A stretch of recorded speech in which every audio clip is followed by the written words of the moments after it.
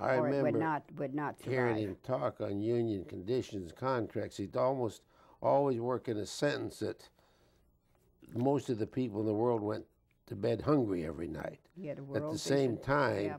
he was talking about better contracts and pensions and health care and so on. Well, now let's go on. You talked about how Walter said progress with the community, not the expense. You want to talk a little bit about when Walter said we should get wage increases with no price increases? Well, that was for the General Motors that workers. was a famous 1945-46 strike, and it was at the end of the war, and labor had really suffered during the war in the freeze on wages and freeze on working conditions and so on. And Walter went to the executive board and said and proposed that there be a GM strike, and that 45 and again you had the brilliance, I think, of his leadership, and that was wage increases without price increases, and it was open the books. There was a National Citizens Committee that was created with representatives from religion and education leaders, and they studied this and recommended an increase and so How on. much research had he done on whether that was economically possible? Well, or was it just a speech? Walter had the confidence to have on his staff and his principal associates a very, very able, very talented persons, and that included Leonard Woodcock and Jack Conway and Nat Weinberg. Nat was the research director, and of course then there were people like Don Montgomery and Paul Sifton in the Washington office. So when he said wage increases without pricing, research had been done. There had been the factual, sound economic analysis. The auto industry, we went in the conversion period and so on. That was why it was so critical to do it right after the war, because we were going to convert. Yeah. So obviously a very critical time to get those cars back on the market. The demand for automobiles was huge. And for years, the auto industry had operated on, they'd figure a new model, they'd figure out the total cost, and then it was 22% profit. Yeah.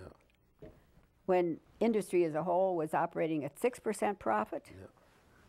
Yeah. I think the economics were there. So it was right at the end of World War II that was part. That strike was 127 days. Yeah. And one of the things we did in that was, there was no strike relief then. We had to help get welfare. In Michigan, you could get welfare, but we organized the National Citizens Committee to aid the families of GM strikers. Yeah. Now, Millie, as we all learned, Walter was not able to get wage increase without price increase. And when I say Walter, I mean the whole UAW. Right. That may have changed our whole economic approach, and then I think the UAW did, as you say, take care of its own members.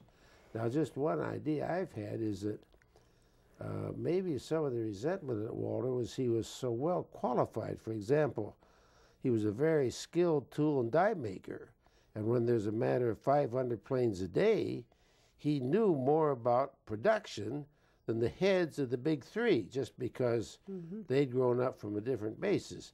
I just wondered often if some of the resentment at Walter by some of the big three was the fact he was so much more knowledgeable about their own business. Have you ever thought of that, or do you think there's anything to that? Oh, he exasperated the presidents of those corporations. And while it's true he didn't win the issue as he stated, remember this strike was historic not only for the union, but I think because it was the first strike, major strike, after the cessation of the war. And there were powerful forces. So, and one of the things that happened was that the steel workers settled for 18.5 cents an hour, which was a recommendation of a government body too. When you think back on it, in a sense, it was a revolutionary concept in our free enterprise system. if that had happened, if that philosophy, economic policy, had taken hold in this country, we would not be in the dilemma we are today, in which there is a widening salary, wage, income gap between those who are rich and those who are poor. Yeah. That's one reason sales are down in this holiday season, is because workers, people, white collar, middle class, as well as the poor, are earning less today in real income than they were 2 years, 4 years, 10 years ago. Put it, Millie, from 32 on, we were narrowing the gap between the rich and the poor, and now it's increasing. The stock market's going up great, but that's a real problem. Well, I wanted to go back a bit, just a little bit on World War II. That, and I understand the auto industry wanted to keep making cars and start airplane factories in California, and Walter took the lead in conversion because he knew so much as a tool and die maker about the industry. Yes. And I think you said that exasperated probably some of the, there's men, not women, men across the table. The reason, not only exasperated, but they had an entrenched position, was because they were saying Walter Reuther is trying to run our industry. Yeah. He has no right to tell us what to do. Yeah. It was challenging the authority of the corporate body. It was going beyond merely wages, hours, and work. Okay, precisely. now we could spend hours on this, Millie. But we have to move Let's go on on to the Michigan Democratic Party. May I just say one thing quickly? Sure. Because Walter always had a way. I used to say that, for example, there would be, I remember the Ford strike of 1950. There'd be a huge meeting, and there would be thousands of people there. And the way Walter would present the issue, like pensions, was in words and vivid descriptions, so that the people who were there, the men and women, especially the men, could go back in the plant the next day and say, this is what Walter Reuther's talking about. One of those expressions, going to this concept that we've just been speaking about, was he talked about the high velocity dollar. In other words, the dollar that was in the working man's pocket was spent in the community in which that family lived.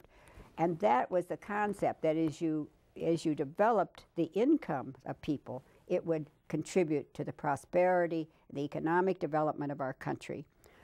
High velocity dollars was the way he made it vivid to people, his economic concept. Yeah, he did have that ability to phrase it.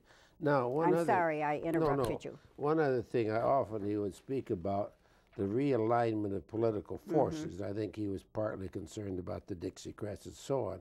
Now let's go into the Michigan Democratic Party, and particularly the changes that started in about 1948. I know you and I think we're both on the executive board of the old 17th District. Yes, we were. So we ought to tell a little bit about what was done there as far as realigning political forces. In the, I guess one would say that a principle in that realignment of forces was G. Menon Williams, who ran for governor. He was sort of an unknown. He had the support of Martha and Hicks Griffiths. He ran for governor, and to the surprise of many, he was elected. Michigan had been a Republican state. It was really a one-party state for years. With the exception of when Franklin Roosevelt carried, for example, 1936, and Frank Murphy was elected governor. That was part of the Roosevelt landslide of 36. We were a Republican state. So you had this upstart, Menon Williams, rather tall upstart, I must say. And you had the participation of auto workers. And as time went on, the coming together of Menon Williams and people like Neil Staver, who had a philosophy of openness and of participation with what I used to say in those days, and I still believe, with a strong and ethical